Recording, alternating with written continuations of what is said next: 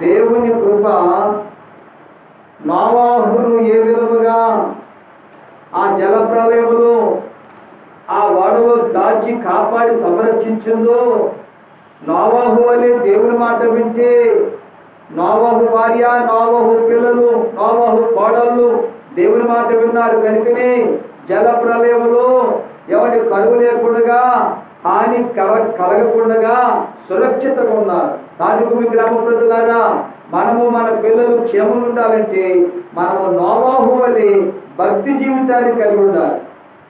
నోవాహు వలె ప్రార్థనా జీవితాన్ని కలిగి ఉండాలి. నోవాహును బట్టి నోవాహు కుటుంబానికి దీవెన కలిగింది. ఉద్దేశంగా అర్థమవుతుందా?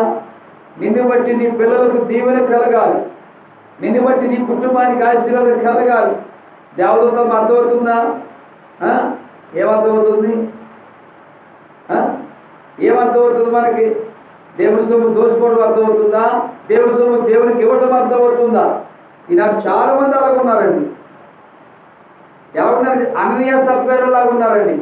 సగం దేవునికి ఇవ్వటం, సగం దాచుకోవటం.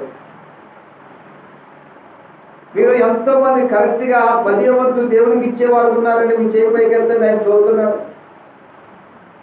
10వ వంతు నాకు 100 రూపాయలు వస్తే 10 రూపాయలు దేవునికి ఇస్తున్నా, 1000 రూపాయలు వస్తే 100 రూపాయలు దేవునికి ఇస్తున్నా, 10,000 వస్తే 1000 రూపాయలు దేవునికి ఇస్తున్నా. చేయి పైకి ఎత్తండి. ఒక తమ్ముడు ఎత్తాడండి. అంటే మీరంతా నరకానికి వెళ్తారా? మీరంతా 7 ఏళ్ళ శ్రమలో విడవబడతానికి ఇష్టపడుతున్నారా? దొంగలు దేవుని రాజ్యానికి వారసులు కారేని వాక్యం చెప్తుంది. నేను 20 వంతులు ఇస్తాను దేవునికండి. నాకు ఎవరన్నా 1000 రూపాయలు ఇస్తే 800 నావి, 200 దేవునివి. అవి దేవుని సేవకులకు ఇస్తాం. మరి మీరు ఎందుకు ఇలా చేయకూడగా? మీరు అది చేయనందును బట్టి, నిన్ను బట్టి ఏమొస్తుంది? నీ ఇంటికి కీడు వస్తుంది. నిన్ను బట్టి నీ వ్యాపారికి నష్టం వస్తుంది. నిన్ను బట్టి నీ భూపట్టులకు తెగులు వస్తున్నాయి. నిన్ను బట్టి నీ శరీరానికి రోగం వస్తుంది. నిన్న కాలంలో ఎవరిని మల్లపాడు, సరైన భక్తి లేదు, సరైన ప్రార్థన లేదు, సరైన విశ్వాసం లేదు. పాస్ మిగేసేసింది, ఏం చేయాలో తెలియదు. అక్కడి నుంచి సందాపురం తీసుకొచ్చారు. సందాపురం నుంచి నందిగాం తీసుకెళ్లారు. నందిగాం హాస్పిటల్ ఇక్కడ కాదని సూర్యాపేట తీసుకెళ్లారు. అక్కడ 55,000 ఖర్చు పెట్టారు రాత్రి. నిన్న రాత్రి, ఈరోజు పగలకి. కాసంత పాస్ ఇచ్చిందట. ఇక్కడ వాళ్ళ కాదు, విజయవాడ తీసుకుపోండి, ఇక్కడ ఉండాలంటే 80,000 అవుతాయన్నారట. గంటకి ఫోను ప్రార్థన. చచ్చిపోతాడు అనుకున్నారు. హాస్పిటల్ కడుపు బిగువైపడింది. దేవుని కుదలరా, దేవుడు ఒక అవకాశం ఇచ్చాడు, దేవుడు ఒక ఛాన్స్ ఇచ్చాడు. ప్రభు మాట్లాడాడు. దేవుడి సొమ్ము దేవుడికి ఇచ్చుంటే ఇంత నష్టం జరిగేది కాదుగా మీకు. అవునయ్యా అని ఒప్పుకున్నారు. సరిగ్గా కరెక్ట్గా ప్రార్థన చేసి ఉంటే ఇంత ప్రమాదాన్ని మీకు సంభవించేట్టుగా చేసేవాడు కదా దేవుడు. మీకు నువ్వు కాపాడేవాడు, రక్షించేవాడు. గుప్పెట్లో ప్రాణం పెట్టుకుని ఎట్టెట్టో పరుగులు ఎత్తారు, ఎట్టెట్టో దూకారు, చాలా డబ్బు ఖర్చు పెట్టారు. ఇప్పుడు కూడా అక్కడ ఆరోగ్యశ్రీ లేదన్నారు, వాళ్ళు విజయవాడ కావాలన్నారు. లేక అక్కడ ఆరోగ్యశ్రీ లేకుండా చేయాలంటే 80,000 అవుతాయి అన్నారు. ఎంత డబ్బు నష్టం. శరీరానికి రోగం నీ క్రియలను బట్టి.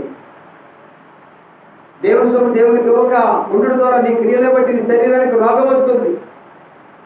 దేవుని సొమ్ము దేవునికి ఇవ్వక నిన్ను బట్టి నీ క్రియలను బట్టి నీ భూపట్టులు పాడైపోతున్నాయి. దేవుని సొమ్ము దేవునికి ఇవ్వక నీ క్రియలను బట్టి నిన్ను బట్టి నీ వ్యాపారం నష్టం కలుగుతుంది. కాబట్టి అవి చూస్తే నిన్ను బట్టి చదవమా, ఆకాశంలో ఉన్న జ్యోతులు, సూర్యుడు కానీ చంద్రుడు కానీ నక్షత్రాలు కానీ అవి ప్రకాశించకుండా అది అంధకారము కలుగు చేస్తారని ఎవరు చెప్తున్నారు? రాజకీయ నాయకులు చెప్తున్నాడా? ధనవంతులు చెప్తున్నాడా? ఉద్యోగస్తులు చెప్తున్నాడా? ఒక అధికారి చెప్తున్నాడా? కాదు.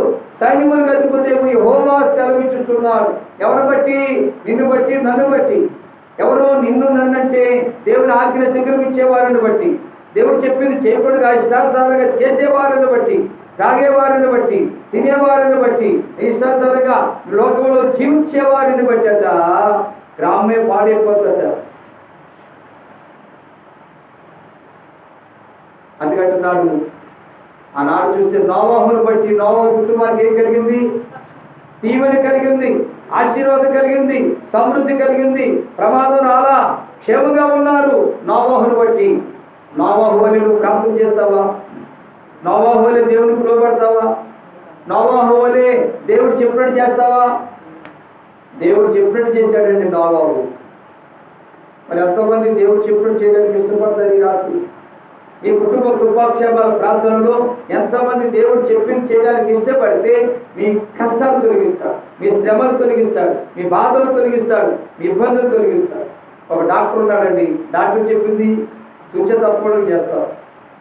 ఈ తాపి మేస్తులు ఉన్నాడండి, ఇల్లు కట్టించుకునే వాళ్ళు ఆ తాపి మేస్తులు చెప్పింది తూచా తప్పకుండా చేస్తారు. ఒక మాస్టర్, ఒక లెక్చరర్ ఉన్నాడండి, లెక్చరర్ చెప్పింది తూచా తప్పకుండా ఈ స్టూడెంట్ చేస్తాడు. కానీ సేవకుడు చెప్పింది చేయనందు వలన, దైవజనుడు చెప్పింది చేయనందు వలన, నోవాహు చెప్పింది ఆ ప్రజలు చేయనందు వలన జలప్రలయంలో ఏమైపోయారు? నష్టపోయారండి, ప్రమాదానికి గురైపోయారండి, వర్షాన్ని తడిసిపోయారండి, ఇల్లు మునిగిపోయాయండి, కొండలు ఎక్కారు, కొండలు మునిగిపోయాయండి, పర్వతాలు ఎక్కారు, పర్వతాలు మునిగిపోయాయండి. ఎంత నష్టం జరుగుతున్నారు. వారికి ఆహారం దొరికిందా? వారి కప్పుకోవడానికి దుప్పటి దొరికిందా? అల్లాడిపోయారు. పర్వతాలు మునిగిన తర్వాత కొట్టుకుపోయి మరణానికి గురైపోయారు. కారణం దైవ సేవకుడు చెప్పిన మాట వారు వినందువలన, నోవాహు చెప్పిన మాట ప్రకారం వారు చేయనందువలన. మరి రాత్రి పరిశుద్ధాత్మ దేవుడు నిన్ను ప్రశ్నిస్తున్నాడు.